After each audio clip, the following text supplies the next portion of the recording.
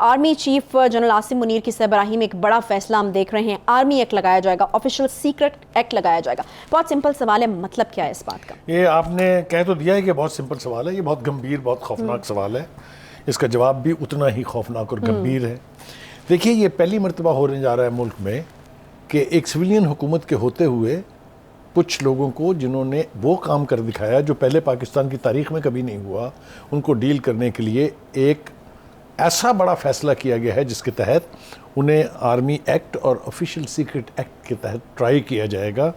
ये शायद लफ्ज़ों में इसकी गंभीरियत या इसकी खौफनाकी का बयान हम नहीं कर पाएंगे, लेकिन ये जो कुछ हुआ है इसकी थोड़ी सी बैकग्राउंड जल्दी से हम दे देते हैं अपने साथियों को और अपने नाजरीन को भी।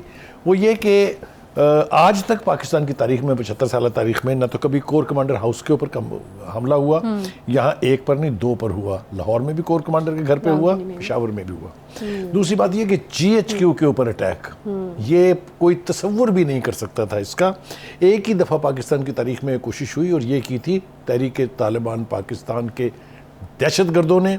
और आपको याद है वो सानहा, अगर आप रिकॉल करें तो आपको अंदाज़ा होगा कि एक कितना खौफनाक काम था ये, और किस तरह फिर उससे जान छुड़ाई गई, या किस तरीके से उसको फिर यानी हैंडल किया गया।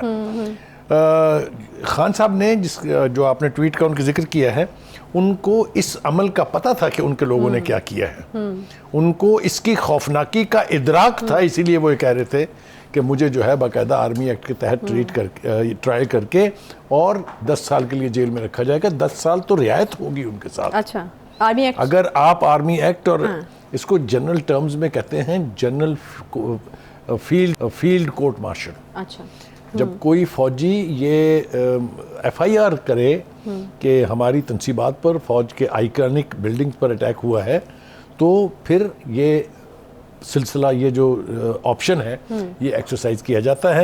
यानी आप कह रहे हैं कि इसका तरीका कार्य होता है कि किसी फौजी की मुद्दइयत में ही मुकदमा दर्ज होता है, सिविलियन नहीं करते हैं। और क्या जो पनिशमेंट है इसकी, मतलब ज़्यादा से ज़्यादा अगर हम पूछें, इसमें डेथ पेनल्टी भी है। अच्छा। इसमें लाइफ इम्प्रिजनमेंट भी है। अच्छा, ये 2 बड़ी सजाएं इसके साथ मुंसलिक हैं। देखिए, गुजारिश ये है कि खान साहब ने 2 मरतबा तो धमकाया था ये बाकायदा, उसकी भी हमारे पास एविडेंस मौजूद है। एक तो उन्होंने यहाँ से रवाना होते हुए कहा था कि अगर मेरे साथ इन्होंने को गड़बड़ करने की कोशिश की तो ये श्रीलंका बन जाएगा। अच्छा। श्रीलंका बनाने की तो बहुत पुरानी ख्वाहिश है ना उनको। जब श्रीलंका का लफ्ज़ हम इस्तेमाल करते हैं तो उसके साथ मंजरनामा क्या सामने आता है कि फ़ौजी तनसीबात पर कब्ज़ा किया लोगों ने, फ़ौजी तनसीबात को आग लगाई, पार्लियामेंट की बिल्डिंग के ऊपर कब्जा हुआ, सुप्रीम कोर्ट की बिल्डिंग के ऊपर कब्जा हुआ। ये मंजरनामा वो बता रहे थे जो ह्यूमन आइज़ ने देखा टीवी स्क्रीन के ऊपर चलते हुए। तो आप ज़रा इस धमकी देने के अंदर जो खौफनाकी पोशीदा है उसके ऊपर गौर कर लीजिए। फिर उन्होंने जब दोबारा वो इस्लामाबाद हाई कोर्ट से उनको रिहाई का परवाना मिला, तो वहाँ भी उन्होंने हामिद खान से ये कहा कि अगर इन्होंने मुझे दोबारा हाथ लगाया तो फिर वही कुछ होगा। यानी उनको इसके ऊपर ना पछतावा था। एक ही सांस में खान साहब 3 बातें कर रहे थे। पहले उन्होंने कहा ये हमारे लोग नहीं है, कंप्लीटली डिसोन्ड हिज पीपल। फिर दूसरे ये कहा कि ये दहशतगर्द है, और तीसरी बार वो हामिद खान से कह रहे हैं कि अगर मुझे इन्होंने हाथ लगाया फिर यही होगा। सही। आप जरा अंदाजा कीजिए कितना कंफ्यूज्ड माइंड है कि वो एक तरफ अपने ही लोगों को डिसोन कर रहे हैं जिन्होंने फौज की तनसीबात को आग लगाई, जिन्होंने क्या खिलवाड़ किया है कोर कमांडर हाउस में घुस के। मेरा नहीं ख्याल कि खुदा हमें जिंदा रखे दूसरी दफा इस किस्म का तमाशा देखने के लिए। एक सही। खान साहब भी कहते हैं, बुखारी साहब, के without any investigation into who was responsible for arson on government buildings और dozens of deaths of unarmed protesters by bullet wounds, around 7,000 PTI workers, leadership and our women have been jailed without plan to ban with the plans to ban the largest and only federal party in Pakistan. I condemned this statement, this tweet I condemned in totality। अच्छा, इसलिए कि कोई हवा में बात नहीं है, ये सब कुछ ग्राउंड पे हुआ है, ये सब कुछ टीवी के कैमरों ने प्रिजर्व किया है। ये PTI के लीडर्स, ये आज जो यास्मीन राशिद साहिबा को अचानक चेस्ट इन्फेक्शन हो गई है, ये किस तरह एक जिप्स्टर के ऊपर बैठ के तशरीफ ला रही थी और किस तरह गाइड कर रही थी लोगों को कि कोर कमांडर हाउस पहुंचे। शर्म आनी चाहिए इन लीडर्स को कि एक रात पहले वो क्या कर रहे थे और अगले दिन उनको चेस्ट इन्फेक्शन हो गई, अस्पताल चले गए। जान छुटनी नहीं है किसी की। मैं आपको बता रहा हूँ कि हर एक का एक्ट उसके साथ चलेगा। दूसरी बात, देखिए इत्ज़ाज़ हसन साहब पर भी मुझे आज काफ़ी दिल कर रहा है कि उनसे सवाल पूछा जाए। उन्होंने अभी कहा कि ये जो ड्रामा लगा हुआ है जिसके ऊपर हम बात करेंगे इस्लामाबाद में, ये इन्हें शर्म आनी चाहिए, ये गैर आइनी है, गैर कानूनी है कि वो चीफ जस्टिस का इस्तीफ़ा तलब कर रहे हैं। तो ये इत्ज़ाज़ हसन साहब की ज़बान गुंग हो गई थी उस वक्त जब इमरान खान और उनके सारे हवारी इस्तीफ़ा मांग रहे थे चीफ ऑफ आर्मी स्टाफ का। उस वक्त किसी को नहीं सूझी जब नाम ले लेके लोगों को, किसी को डर्टी हैरी और किसी को क्या क्या कुछ कहा गया। कहाँ गई थी गैरत उस वक्त मिली? किसी ने चैलेंज किया? तो ये प्लान्ड किस्म की ये ऑनस्लॉट था ऑन पाकिस्तान आर्मी। आप याद कीजिए कि इनके ऊपर इल्ज़ामात क्या हैं।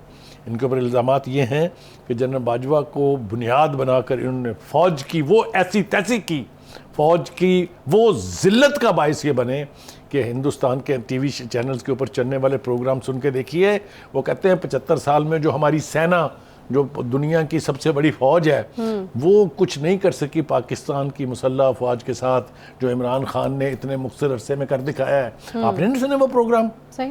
ठीक है, मैं कहना ये चाह रहा हूँ कि वो फोर्स जो आपकी मुल्क की सलामती की जिम्मेदार है, मैंने पहले भी कहा था, मैं दोबारा रिपीट कर रहा हूँ कि जो ओरिजिनल 1973 का कॉन्स्टिट्यूशन था, उसके प्रियम्बल के आर्टिकल 3 में लिखा है कि मुसल्लह अफवाज पाकिस्तान की आइडियोलॉजिकल बाउंड्रीज और टेरिटोरियल इंटेग्रिटी की जामन है, कस्टोडियन है, ये लफ्ज़ लिखा हुआ। और जो भी इनको डिसरिस्प्यूट में लाएगा, यानी जो भी इनकी तजलील या जिल्लत का बायस बनेगा, he will be guilty of article 6 for high treason. आप मुझे ये बताइए, ये हमें ये कोर्ट तो सुना देते हैं कायदे आज़म का कि सिविलियन ब्यूरोक्रेसी और फौज जो है ये अवाम के खादम है, वो तो अपनी खिदमत का किरदार निभा रहे हैं। वो बॉर्डरों पर जागते हैं, अपनी जानें देते हैं, सीनों पे गोलियां खाते हैं, तो हम चैन की नींद सोते हैं ना। ये इनाम है उनका। ठीक, और मिलिट्री डिक्टेटर्स भी रहे, मिलिट्री ताले आजमा रहे, वो सब कुछ अपनी जगह है। कभी किसी सेन माइंड ने उसको एंडोर्स नहीं किया कि वो बहुत अच्छा एक्ट था, लेकिन फौज को एज एन इंस्टीट्यूशन अंदर बैठ के बाहर से डिवाइड करना, जो गलती की है खान साहब ने, वो ये है कि उन्हें ये इदराक ही नहीं था कि ये जो आर्मी चीफ होता है, ये जो मिलिट्री कमांड का जो मामला है, ये कितना संगीन और कितना भारी भरकम होता है कि इसका बोझ उठाना मुश्किल हो जाता है। सही। उन्होंने ये भी अंदाजा गलत लगाया। अब हो जाएगा। पीछे जो अभी नहीं हुआ, अभी नहीं हुआ। मैसेजेस उन्होंने दिए इस्लामाबाद हाई कोर्ट से निकलते हुए कि मैं नहीं कुछ करूंगा, जनरल आसिफ मुनीर साहब को उन्होंने मैसेजेस दिए एक इंटरनेशनल मीडिया को इंटरव्यू देते हुए, तो हो गया। अब देखिए, अब तो ऐसा अंदाजा होगा उनको कि इनकी नस्लें याद रखेंगी। अभी तो इब्तदाए इश्क है, रोता है क्या, आगे आगे देखिए होता है क्या। यहीं से शुरू करते हैं। बखाई साहब, एक छोटा सा मुझे ब्रेक लेना है, ब्रेक के बाद वापस आते हैं 7 मिनट।